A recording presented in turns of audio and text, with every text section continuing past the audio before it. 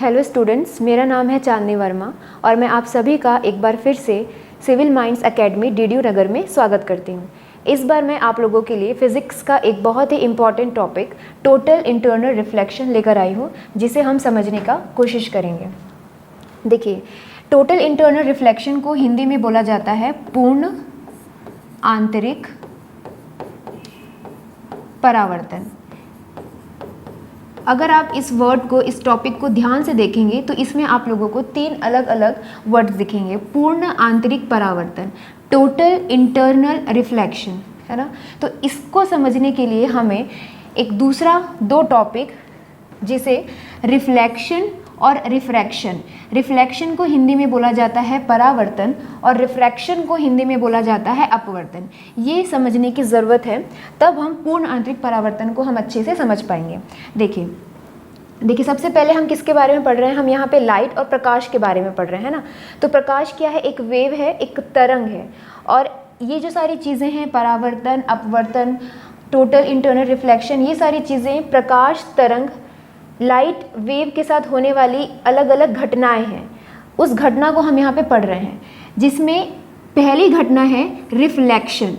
Reflection क्या होता है? देखिए, जब कोई प्रकाश की किरण, जब कोई लाइट रे किसी जो प्रकाश की किरण है वो सोर्स से आएगी और आने के बाद अगर वो किसी प्लेन, है ना, प्लेन मतलब किसी समतल से टकराएगी और टकरा के अगर वो जिस माध्यम से आ रही है उसी माध्यम में वापस लौट गई, है ना। मैंने क्या बोला? एक बार फिर से, जब कोई लाइट रे किसी समतल, किसी प्लेन से टकरा कर उसी माध्यम में, उसी मीडियम में वापस लौट जाएगी जिस मीडियम से वो आई है, तो इस घटना को जो प्रकाश के साथ हुई है, जो लाइट के साथ हुई है, उसे हम कहते हैं प्रकाश का परावर्तन, रिफ्लेक्शन ऑफ लाइट।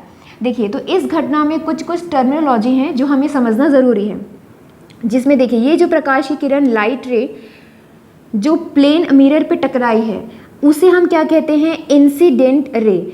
हिंदी में इसे हम क्या कहेंगे? आपतित किरण। आपतित किरण, इस लाइट रे को क्या बोला जाएगा? आपतित किरण, इंसिडेंट रे। वो प्रकाश की किरण, वो लाइट रे जो टकरा के वापस गई है, उसे हम कहते हैं रिफ्लेक्टेड रे। हिंदी में क्या बोलेंगे इसे? परावर्तित किरण, है ना, परावर्तित किरण।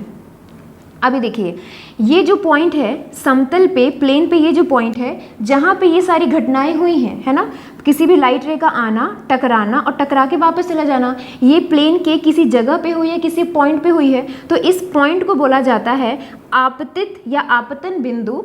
इंग्लिश में इसे कहते हैं इंसिडेंट पॉइंट। इंसिडेंट पॉइंट, इस इंसिडेंट पॉइंट पे, इस प्लेन के ऊपर एक इमेजिनरी लाइन ड्रॉ किया जाता है। ये एक इमेजिनरी लाइन मतलब एक आभासी लाइन होता है, जिसे हम क्या कहते हैं? नॉर्मल। और हिंदी में बोला जाता है इसे अभिलंब। हिंदी में बोला जाता है इसे अभिलंब। ठीक, ये एक क्या है, इसे ध्यान रखना है कि ये एक इमेजिनरी लाइन है, एक आभासी लाइन है। उसके बाद देखिए, इस नॉर्मल के साथ, इस अभिलंब के साथ इंसिडेंट रे मतलब आपतित किरण जो एंगल बना रही है, आपको दिख रहा है यहाँ पे एक एंगल बन रहा है, तो इस एंगल को बोला जाता है एंगल ऑफ इंसिडेंस। मतलब ये क्या हो जाएगा? आपतन कोण। हिंदी में क्या कहेंगे इसे? आपतन कोण। क्योंकि ये जो एंगल है वो किसके साथ बन रहा है? वो आपतित किरण के साथ बन रहा है। ठीक, अब ये वाला जो एंगल है आपको दिख रहा होगा, ये वाला एंगल नॉर्मल, अभिलंब और परावर्तित किरण मतलब रिफ्लेक्टेड रे के साथ बन रहा है। इस वजह से इस एंगल का नाम क्या होता है? एंगल ऑफ रिफ्लेक्शन मतलब परावर्तन कोण। हिंदी में क्या बोलेंगे इसे? परावर्तन कोण। ये सारे कुछ टर्मिनोलॉजी हैं जो आपको टोटल इंटरनल रिफ्लेक्शन में उसको समझने के लिए आपको क्या करेंगे? आपको हेल्प करेंगे। तो ये सारी चीज़ें आपको पता होना चाहिए। ठीक, तो ये हमने पढ़ लिया रिफ्लेक्शन ऑफ लाइट, प्रकाश का परावर्तन। एक बार फिर से, प्रकाश की किरण का आना, किसी प्लेन से टकराना और टकरा के उसी मीडियम में वापस चले जाना, इसे कहा जाता है परावर्तन। अब हम आगे मूव करते हैं। सेकेंड घटना जो होती है किसी लाइट के साथ, किसी प्रकाश के किरण के साथ, वो होता है आपका अपवर्तन, जिसे हम इंग्लिश में क्या कहते हैं? रिफ्रैक्शन। क्या डिफरेंस है परावर्तन और अपवर्तन में, रिफ्लेक्शन और रिफ्रैक्शन में? देखिए, यहाँ पे आपको कुछ चीज़ें दिख रही होंगी, जैसे ये लिखा हुआ है बाउंड्री और ये लिखा हुआ है मीडियम 1 और मीडियम 2। अभी मैं नेक्स्ट स्लाइड में माध्यम जो मीडियम होता है उसको मैं और अभी अच्छे से समझाने वाली हूँ। यहाँ पे बस आप इतना समझेंगे कि ये जो लाइट की किरण है ये एक प्रकाश रे है, ये ना, ये लाइट रे एक माध्यम से आ रही है जिस माध्यम को हम क्या बोल रहे हैं, मीडियम 1। और जैसे ही ये प्रकाश की किरण, ये लाइट रे दूसरे मीडियम में एंटर करेगी, दूसरे मीडियम में प्रवेश करेगी, तो ये अपने मार्ग से, अपने पाथ से डिस्प्लेस हो जाएगी, मतलब अपने मार्ग से क्या हो जाएगी, विचलित हो जाएगी। देखिए इसको ऐसे, अगर ये ऐसे आई है प्रकाश की किरण तो इसको सीधे ऐसे चले जाना चाहिए था, लेकिन ये ऐसे नहीं गई, देखिए अपने मार्ग से विचलित हो गई, है ना, कुछ इस तरीके से गई। तो ये भी एक घटना है जो किसी प्रकाश किरण लाइट रे के साथ हो रहा है, तो इस घटना को बोला जाता है प्रकाश का अपवर्तन।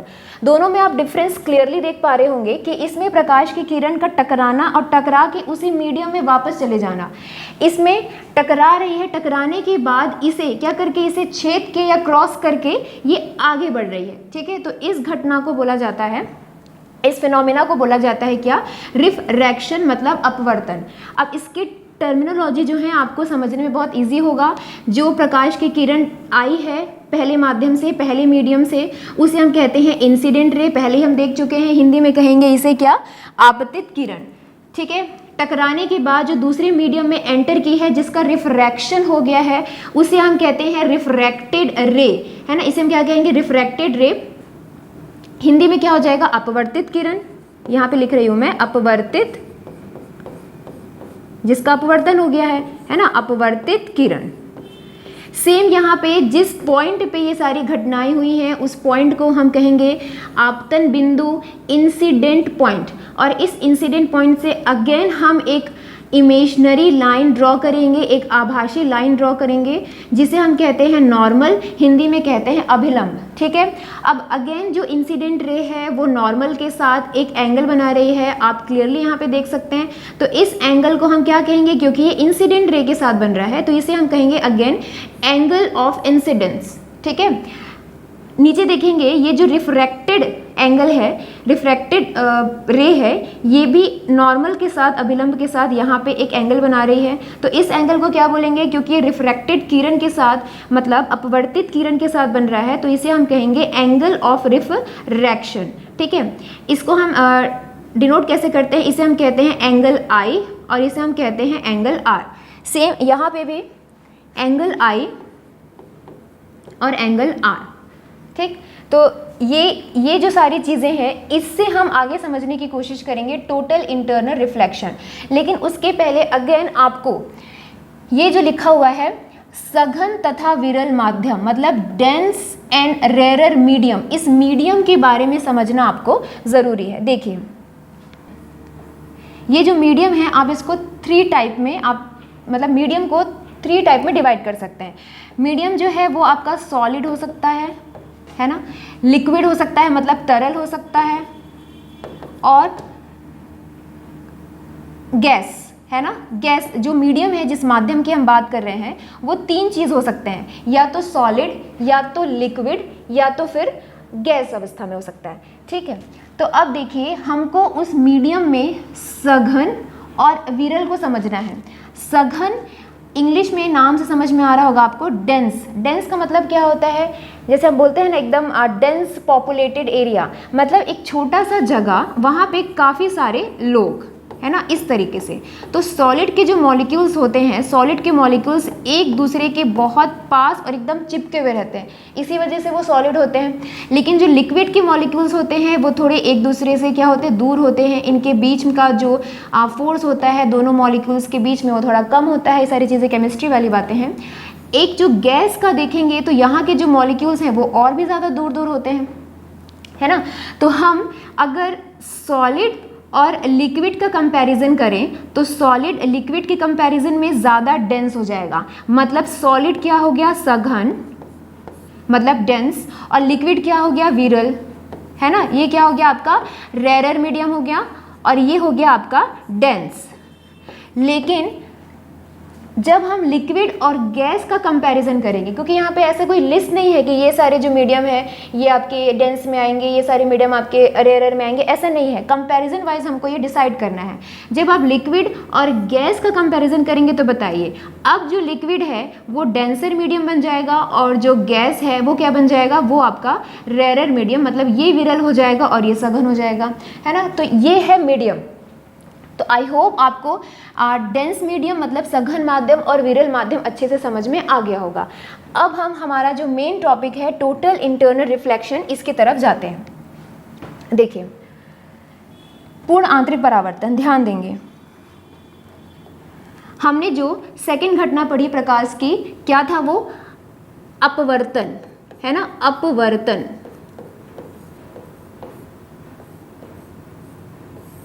देखिए, ये मैंने बनाया एक बाउंड्री, ऊपर है मीडियम 1 और नीचे है मीडियम 2, है ना। मैं किसकी बात कर रही हूँ, अपवर्तन की बात कर रही हूँ, परावर्तन की नहीं। अभी देखिए, एक लाइट रे, प्रकाश की किरण आई, आने के बाद फर्स्ट मीडियम से आई और दूसरे मीडियम में ये एंटर करेंगे, कुछ इस तरीके से। अगर बीच में मैं एक नॉर्मल ड्रॉ करूं, ये है नॉर्मल, ये है अभिलंब, ठीक।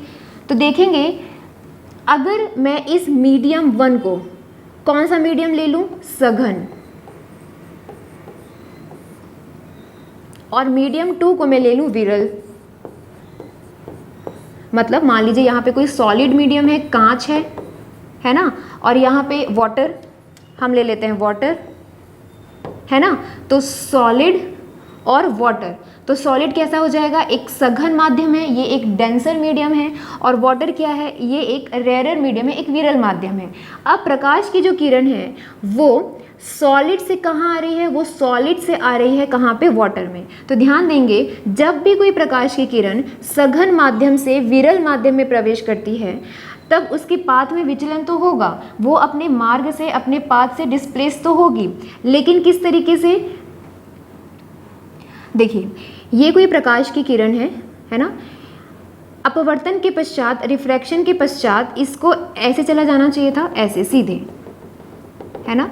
लेकिन जब कोई प्रकाश की किरण सघन माध्यम से, मतलब डेंसर मीडियम से रेयर मीडियम में प्रवेश करती है, तो वो अपवर्तन के पश्चात, रिफ्रैक्शन के बाद, ये जो नॉर्मल हमने ड्रॉ किया है, ये नॉर्मल से दूर भागती है। कैसे, नॉर्मल से दूर, मतलब ऐसे जाना चाहिए था, लेकिन ये कुछ इस तरीके से जाएगी, है ना। अब इसका उल्टा करते हैं, हमने बनाया एक बाउंड्री, ये है मीडियम 1 और ये है मीडियम 2, इसको ले लीजिए वाटर, और ये हो गया सॉलिड, है ना, ये हो गया वाटर, ये हो गया सॉलिड। अब जो मीडियम है चेंज हो गया, ऊपर क्या हो गया, ऊपर हो गया विरल माध्यम, मतलब रेयर मीडियम, और नीचे हो गया सघन माध्यम, मतलब डेंसर मीडियम, है ना। अब प्रकाश की किरण एंटर हुई, यहाँ पे मैंने एक नॉर्मल, एक इमेजनरी लाइन ड्रॉ किया, जिसे हम क्या कहते हैं, अभिलंब। जब प्रकाश, देखिए, इसे चले जाना चाहिए था ऐसे, है ना, लेकिन जब लाइट रे, प्रकाश की किरण विरल माध्यम से सघन माध्यम में प्रवेश करती है, तब ये नॉर्मल की तरफ झुकते हुए जाती है। इसमें क्या हो रहा था, नॉर्मल से दूर हटते हुए जा रहे थे, इसमें क्या हो रहा है, नॉर्मल से झुकते हुए, मतलब ये किस तरीके से अपने पाथ से विचलित होगी, इस तरीके से। दोनों में आप डिफरेंस क्लियरली देख पा रहे होंगे। देखिए, ये अभिलंब है, अगर मैं इसको दूसरे कलर में दिखाना चाहूँ, ये है आपका अभिलंब, ये है नॉर्मल, है ना, ये है नॉर्मल, ठीक। जाना चाहिए था ऐसे, नॉर्मल से दूर हट के गई है, यहाँ से गई है। यहाँ पे देखिए, जाना चाहिए था ऐसे, लेकिन ये नॉर्मल के पास, इधर से इधर, है ना, नॉर्मल से सटते हुए, अभिलंब के पास से होते हुए गुजरती है। ये दोनों डिफरेंस आता है किस वजह से, सिर्फ और सिर्फ मीडियम के वजह से। किसके वजह से, मीडियम के वजह से। तब अगेन हमको टोटल इंटरनल रिफ्लेक्शन को समझने के लिए हमको इसको समझना है। पूर्ण आंतरिक परावर्तन की जो घटना है, टोटल इंटरनल रिफ्लेक्शन फिनोमेना, सिर्फ तभी पॉसिबल है जब प्रकाश की किरण सघन माध्यम से डेंसर मीडियम से रेयर मीडियम, मतलब विरल माध्यम में आती है ना। तो इसको समझने के लिए हम इसे कंटिन्यू करेंगे। आई होप आप इसे समझ गए होंगे। ये मैं यहाँ से हटा रही हूँ। देखिए, तो पूर्ण आंतरिक परावर्तन को समझने के लिए हमें इसे और क्या करना है, समझने की कोशिश करना है। देखिए अब जैसे कि पहले स्लाइड में मैंने आपको ये सारी टर्मिनोलॉजी में समझा चुकी हूँ। ये आपका इंसिडेंट रे है, ये है इंसिडेंट एंगल, है ना। और देखिए यहाँ पे रिफ्रैक्टेड एंगल कौन सा हो जाएगा, नॉर्मल, और रिफ्रैक्टेड रे के बीच में बनने वाला एंगल, है ना। ये हम किसे डिनोट करेंगे, इसे एंगल आर से डिनोट करेंगे। ये क्या है, ये एंगल आई है। फॉर सपोज ऐसा मानिए कि यहाँ पे मैंने एंगल आई, इंसिडेंट एंगल जो लिया है वो मान लीजिए 40 डिग्री है ना, 40 डिग्री है। 40 डिग्री इंसिडेंट एंगल के लिए रिफ्रैक्टेड एंगल मान लीजिए एग्जाम्पल के लिए 55 डिग्री है। कितना, 55 डिग्री। अब आगे देखिए, ये है बाउंड्री, ये मैं नॉर्मल पहले से ड्रॉ कर रही हूँ यहाँ पे अभी, ताकि चीज़ें ज़्यादा अच्छे से हमें समझ में आए। देखिए अब मैं क्या करने जा रही हूँ, इंसिडेंट एंगल को थोड़ा सा इंक्रीज कर रही हूँ, ठीक है। तो यहाँ पे हम इंसिडेंट एंगल ले लेते हैं 45 डिग्री, ठीक है। तो ये है इंसिडेंट रे, जिसके लिए इंसिडेंट एंगल मैंने लिया है 45 डिग्री, ठीक। इसे चले जाना चाहिए था ऐसे सीधे, लेकिन ये कैसे जाएगी बताइए, नॉर्मल से दूर हटते हुए। क्यों, क्योंकि ऊपर कौन सा मीडियम है, ऊपर है सघन माध्यम मतलब डेंसर मीडियम, और नीचे कौन सा मीडियम है, रेयरर मीडियम है ना। तो ये कैसे जाएगी, दूर हटते हुए, इससे नॉर्मल से दूर हटेगी। तो मान लीजिए कुछ इस तरीके से, ठीक। तो ये है इंसिडेंट एंगल, और यहाँ पे अगेन ये जो एंगल आर है, मान लीजिए यहाँ पे सारा कुछ फॉर एग्जांपल ये चल रहा है, हमें ऐसा एज्यूम करना है। यहाँ पे एंगल आर, हमने इंसिडेंट एंगल 40 लिया, 40 से 45, तो यहाँ पे जो रिफ्रैक्टेड एंगल है वो भी बढ़ जाएगा, तो मान लीजिए 60 डिग्री हो जाता है, ठीक। अब देखिए आप लोग समझने की कोशिश करिए, जैसे जैसे मैं इंसिडेंट एंगल को बढ़ाते जाऊँगी, है ना, जैसे जैसे मैं इंसिडेंट एंगल को बढ़ाते जाऊँगी, मान लीजिए मैंने इसे कुछ डिग्री से और मैंने इसे एक्सपेंड कर दिया और मैंने इसे बढ़ा दिया, ठीक। तो इंसिडेंट एंगल बढ़ेगा तो रिफ्रैक्टेड एंगल भी बढ़ेगा। समझ रहे मैं क्या बोलना चाह रही हूँ, इंसिडेंट एंगल अगर ये वाला एंगल ऐसे बढ़ता जाएगा तो ये जो रिफ्रैक्टेड एंगल है ये भी ऊपर की तरफ क्या होगा, बढ़ता जाएगा, ऊपर की तरफ ही बढ़ेगा ना। क्यों, क्योंकि यहाँ पे जो रिफ्रैक्टेड रे है, जो आपका अपवर्तित किरण है, वो नॉर्मल से क्या हो रहा है, दूर हट रहा है, ऊपर जा रहा है ना। तो अब समझने की कोशिश करिए, यहाँ पे एक टाइम ऐसा आएगा, ये नॉर्मल है, ये अभिलंब है, एक टाइम ऐसा आएगा कि किसी एक इंसिडेंट एंगल के लिए, कोई भी एक इंसिडेंट एंगल के लिए जो रिफ्रैक्टेड रे है ना, इससे ऐसा जाना चाहिए था अगर मैं वापस से बताना चाहूँ, जो रिफ्रैक्टेड रे है वो ये जो बाउंड्री है, जो दो मीडियम को, ये मीडियम 1 और मीडियम 2, जो दो मीडियम को अलग कर रही है, इसी बाउंड्री से ही होकर चला जाएगा ऐसे। समझ पा रहे हैं मैं क्या बोल रही हूँ? मैंने बोला जैसे जैसे आप इंसिडेंट एंगल को बढ़ाते जाएंगे, रिफ्रैक्टेड एंगल भी बढ़ता जाएगा। आप यहाँ पे क्लियरली देख सकते हैं। तो क्या ये पॉसिबिलिटी नहीं है क्या कि कोई एक ऐसा इंसिडेंट एंगल हो जिसके लिए रिफ्रैक्टेड एंगल जो है वो कहाँ से जाए, ये जो बाउंड्री है यहाँ से खसकते खसकते ऊपर जाते जाते ये एंगल बढ़ते बढ़ते इतना बढ़ जाए कि ये जो एंगल है जिसे हम एंगल आर कह रहे हैं, रिफ्रैक्टेड एंगल बोल रहे हैं, ये 90 डिग्री हो जाए, है ना। क्योंकि देखिए बढ़ रहा है 55 से 60, वैसे एक टाइम ऐसा है कि रिफ्रैक्टेड एंगल जो है वो 90 डिग्री का हो जाए, मतलब ये हो जाएगा नॉर्मल और ये हो जाएगा आपका रिफ्रैक्टेड रे, और इन दोनों के बीच में देखिए क्लियरली आप देख पा रहे होंगे कौन सा एंगल बना है, 90 डिग्री। तो यहाँ पे एक एंगल का नाम आता है जिसे हम कहते हैं क्रिटिकल एंगल।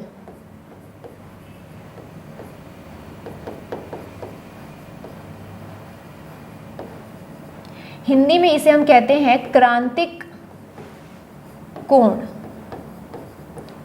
देखिए क्रांतिक कोण किसे कहते हैं, मैं जो लाइन बोलूंगी उसे आपको ध्यान से सुनना है। ऐसा इंसिडेंट एंगल, ऐसा आपतन कोण जिसके लिए अपवर्तन कोण मतलब रिफ्रैक्टेड एंगल 90 डिग्री का हो जाए। एक बार फिर से, ऐसा इंसिडेंट एंगल, ऐसा आपतन कोण जिसके लिए रिफ्रैक्टेड एंगल मतलब अपवर्तन कोण 90 डिग्री हो जाए, तो ऐसे इंसिडेंट एंगल को क्रिटिकल एंगल, क्रांतिक कोण बोला जाता है। फॉर सपोज मान लीजिए यहाँ पे एंगल आई की वैल्यू हम बढ़ाते बढ़ाते जा रहे थे 40 से 45, मान लीजिए यहाँ पे ये हो रहा है 55 डिग्री, ठीक है। तो 55 डिग्री इंसिडेंट एंगल के लिए हमारा जो रिफ्रैक्टेड एंगल है वो कितने का हुआ, 90 डिग्री। तो हम यहाँ पे 90 डिग्री को क्रिटिकल एंगल नहीं बोल रहे हैं। किस डिग्री के लिए 90 डिग्री हुआ है ये वाला रिफ्रैक्टेड रे, एंगल 55 के लिए, मतलब इंसिडेंट इस एंगल के लिए। तो इसे 55 डिग्री को हम क्या कहेंगे, क्रिटिकल एंगल, क्रांतिक कोण कहेंगे, ठीक है। अब देखिए, अब इसी को एक स्टेप हम आगे बढ़ाने जा रहे हैं, है ना। धीरे धीरे हम इंसिडेंट एंगल को क्या कर रहे हैं, बढ़ा रहे हैं। पहले था 40, फिर 45, यहाँ पे 55। इस 55 वाले इंसिडेंट एंगल में हमने एक कंसेप्ट को समझा, क्रिटिकल एंगल के कंसेप्ट को हमने समझा। अब देखिए, अब आप इंसिडेंट एंगल को थोड़ा सा और बढ़ा दीजिए। इंसिडेंट एंगल को क्या करिए, थोड़ा सा और बढ़ा दीजिए, ठीक है। ये अगेन नॉर्मल मैं पहले से ड्रॉ कर रही हूँ। इंसिडेंट एंगल को क्या करना है, हमको थोड़ा सा और बढ़ाना है। इसे नीचे की तरफ और बढ़ा दीजिए।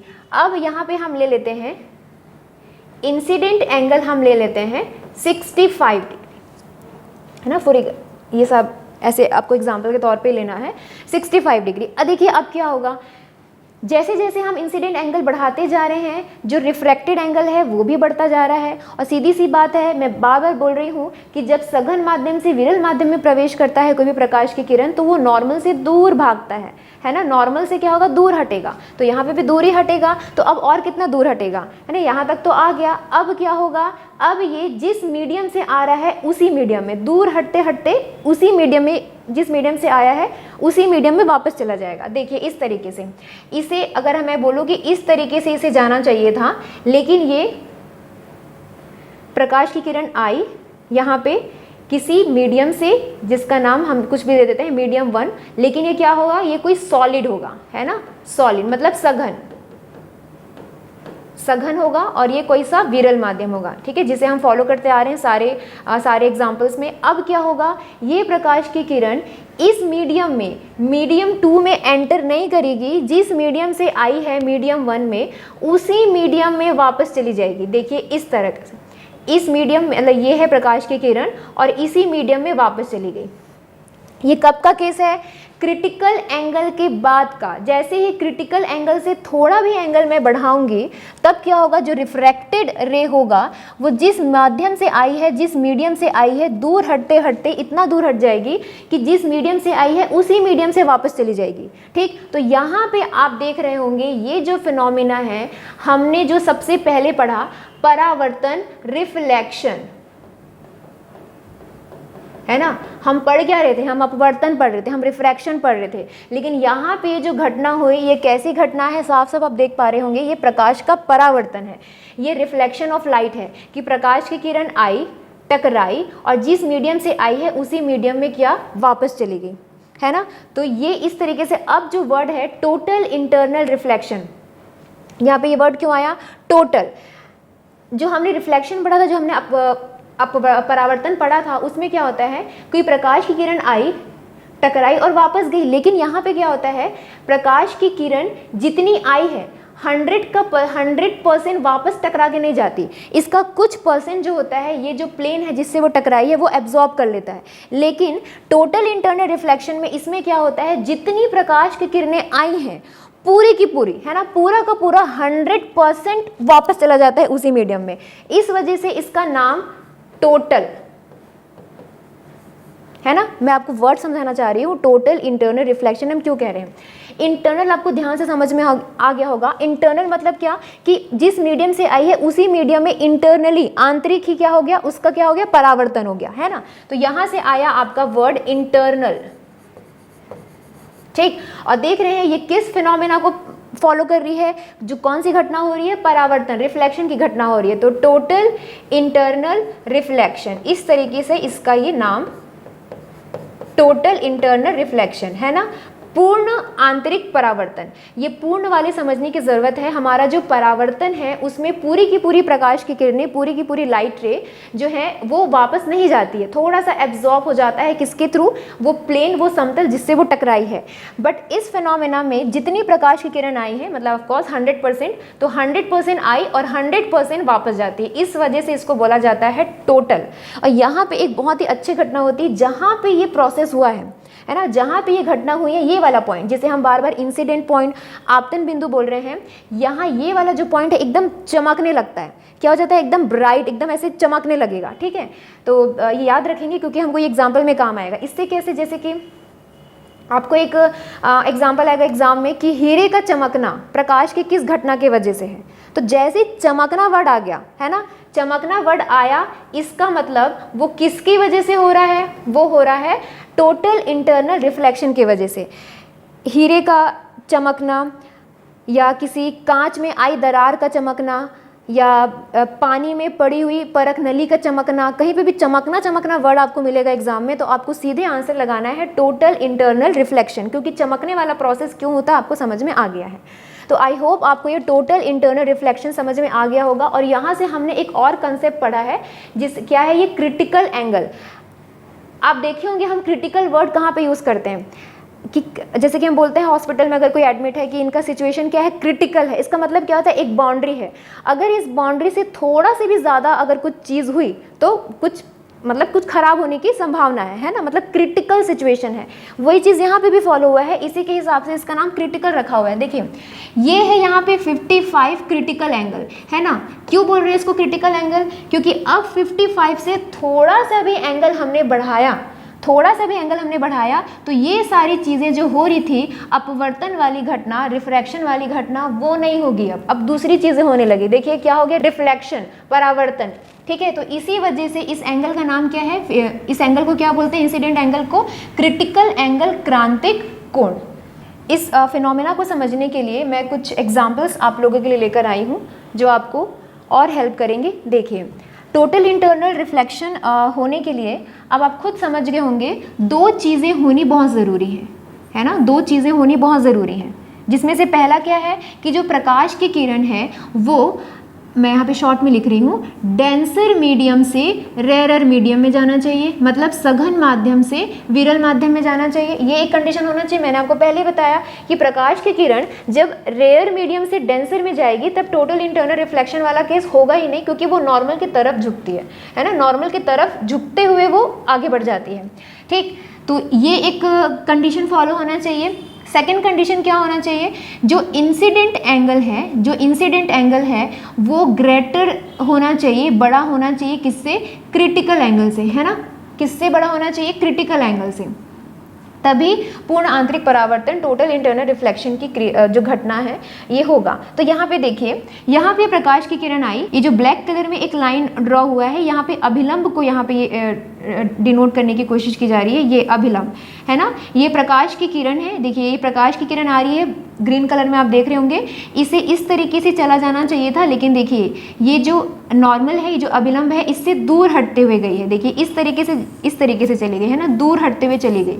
यहाँ पे टोटल इंटरनल रिफ्लेक्शन नहीं हुआ। क्यों? क्योंकि यहाँ पे ये जो इंसिडेंट एंगल है ये क्रिटिकल एंगल से छोटा होगा, ऑफ कोर्स, है ना। यहाँ पे जो इंसिडेंट एंगल है ये छोटा होगा, किससे? क्रिटिकल एंगल से।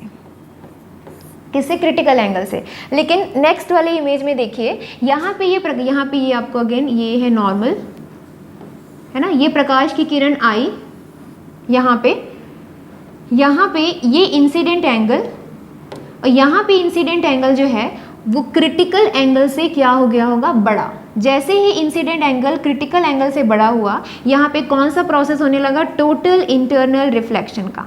तो ये वाला जो पॉइंट है, ये वाला जो जगह है वो एकदम से चमकने लगेगा, है ना, जहाँ पे ये घटना हुई है इस पॉइंट पे। तो ये है टोटल इंटरनल रिफ्लेक्शन। इसका एक बहुत अच्छा एक और एग्जाम्पल है, ये देखिए यहाँ पे डिग्री के साथ है। अभी देखिए यहाँ ये क्या है? ये 40, 0, 10, 20, 30 एंड 40। यहाँ पे 40 डिग्री के इंसिडेंट एंगल पे किसी प्रकाश की किरण को देखिए, यहाँ पे आपतित कराया गया है, इंसिडेंट कराया गया है ना। ये कांच हो गया और यहाँ पे ये एयर हो गया, मतलब ये डेंसर मीडियम हो गया, और ये एयर है तो ये रेयरर मीडियम हो गया, इसी में फॉलो होना है ये सारी चीज़ें। तो यहाँ पे देखिए, यहाँ से इसको दूसरे मीडियम में नहीं गई, दूसरे मीडियम में नहीं जाने के बजाय जिस मीडियम से ये प्रकाश की किरण आ रही थी उसी मीडियम में ये वापस चली गई। देखिए इस तरीके से, है ना। अगर ये इंसिडेंट एंगल थोड़ा सा भी कम होता, 40 डिग्री की बजाय अगर 30 डिग्री होता, ये मतलब हम प्रकाश की किरण को यहाँ से इंसिडेंट आपतित करवाते इस एंगल से, मतलब ये 30 डिग्री से, है ना। तो ये वाला जो प्रोसेस है, ये वाला जो घटना है वो नहीं होता।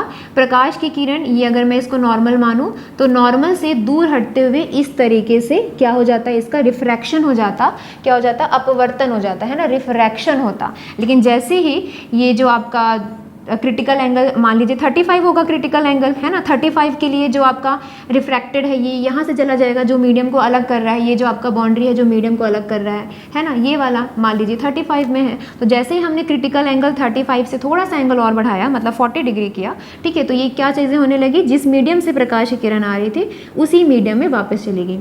तो ये होता है परावर्तन। और परावर्तन के बाद ये जो है, जो रिफ्लेक्शन का जो भी रूल है वो फॉलो करती है। कहने का मतलब ये, मैंने रिफ्लेक्शन में, जब हम रिफ्लेक्शन टॉपिक को बहुत अच्छे से डिटेल में पढ़ेंगे तो सारी चीज़ें मैं पढ़ाऊंगी कि इंसिडेंट एंगल जो होता है वो रिफ्लेक्टेड एंगल क्या होता है, बराबर होता है ना। तो यहाँ पे अगर ये 40 डिग्री हमें इंसिडेंट हुआ है तो इसका जो रिफ्लेक्शन होगा वो भी कितने एंगल में होगा, ये 40 डिग्री में ही होगा। सारी चीज़ें रिफ्लेक्शन के हिसाब से ही होती हैं। बस एक चीज़ इसमें डिफरेंस होता है रिफ्लेक्शन से, वो क्या होता है कि यहाँ पे 100% प्रकाश की किरण आपतित होती है और 100% क्या होता है, परावर्तित हो जाता है ना।